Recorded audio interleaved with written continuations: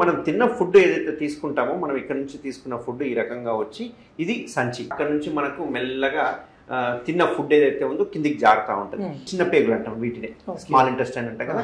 ఈ పేగులలో తిరుగుతూ ఉంటుంది అన్నట్టు. సో ఇందులో అంతా ఫుడ్ తిరిగినప్పుడే ఇందులో కావాల్సిన మన మినరల్స్ కావచ్చు, వైటమిన్స్ కావచ్చు, లేకపోతే ఎనీ ఫుడ్ సంబంధించిన కంటెంట్స్ ఏమైనా కానీ అవి బ్లడ్ లోకి అబ్జార్బ్ అయిపోతాయి. అబ్జార్బ్ అయిపోయిన తర్వాత అక్కడ నుంచి మెల్లగా పెద్ద పేగులోకి వస్తుంది. ఇక్కడే అసలు సమస్య స్టార్ట్ అవుతుంది. అయితే ఇక్కడ వాటర్ తో పాటు మినరల్స్ అబ్జార్బ్ అవుతాయి. బట్ పెద్ద పేగు వచ్చిన తర్వాత ఇక్కడ మినరల్స్ ఏమి ఉండవు, ఓన్లీ మోషన్ ఒకటే ఉంటుంది. ఈ తిరిగే టైంలో కనుక మనకు ఫుడ్లో పాటు వాటర్ కంటెంట్ తక్కువ కనుక తీసుకుంటే బాడీకి కావాల్సిన వాటర్ కంటెంట్ మొత్తం ఇందులోకి వెళ్ళి తీసుకుంటాం. సో అప్పుడు అబ్జర్వ్ చేసే వరకు ఏమవుతుందంటే మోషన్ అది హార్డ్గా తయారవుతుంది. హార్డ్గా తయారయ్యే వరకు తిరగాల్సినంత స్పీడ్గా అది కూడా తిరగదు. ఎందుకంటే హార్డ్ ఉంటుంది కాబట్టి స్మూత్గా ఉంటే పాస్ అవుతుంటుంది. హార్డ్గా ఉండే వరకు ఏమవుతుంది, పాస్ అవ్వదు, స్లోగా పాస్ అవుతుంది. స్లోగా పాస్ అయిన తర్వాత కింద వచ్చి మొత్తం జమ్ అవుతుంది.